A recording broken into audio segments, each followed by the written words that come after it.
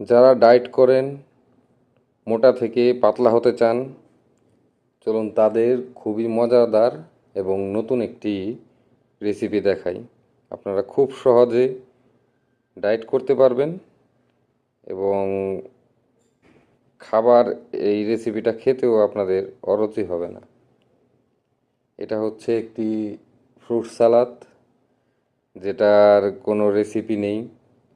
এটা একান্তই আমার ব্যক্তিগত। চলুন দেখে দিই কীভাবে তৈরি করলাম আমি। আমি এখানে যে সমস্ত ফল ব্যবহার করেছি, আপনারা চাইলে আপনাদের পছন্দ মতো ফল ব্যবহার করতে পারেন, কোনো সমস্যা নেই। তো ডালিমটা অনেকেই হয়তো এর দানাগুলো বের করতে পারেন না, তো আমি দেখিয়ে দিচ্ছি, দেখেন কি সহজে আপনারা এটা বের করতে পারবেন।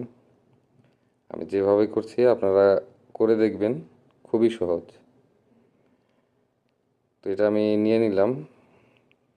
এরপর আমি, আপনারা দেখতেই পাচ্ছেন আমি কি কি ফল ব্যবহার করেছি। আমার আসলে মানে মোটামুটি যে ফলগুলা খুব ভালো লাগে, আমি ওই ফলগুলাই ব্যবহার করেছি।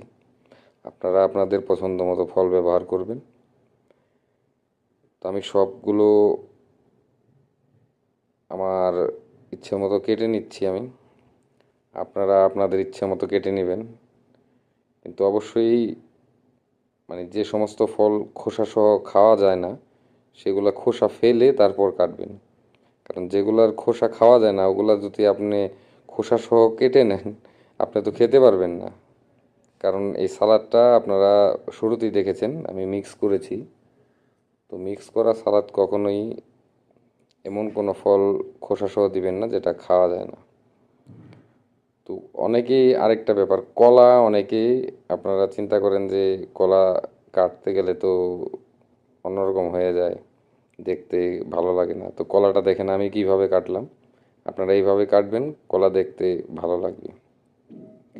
কলা এবং আপেলটা খুব তাড়াতাড়ি কালো হয়ে যায়, তাই চেষ্টা করবেন এই দুইটা জিনিস আহ, শেষের দিকে কাটার জন্য। যদিও আমি আগে কেটেই ফেলেছি, আপনারা শেষের দিকে কাটবেন, তাই কালো হবে না। কারণ মিক্স করার আগে আগে কাটলে খুব ভালো হবে। তো আমি এখানে চিনি ব্যবহার করব না, বা মিষ্টির জন্য আমি খেজুর নিয়ে নিয়েছি।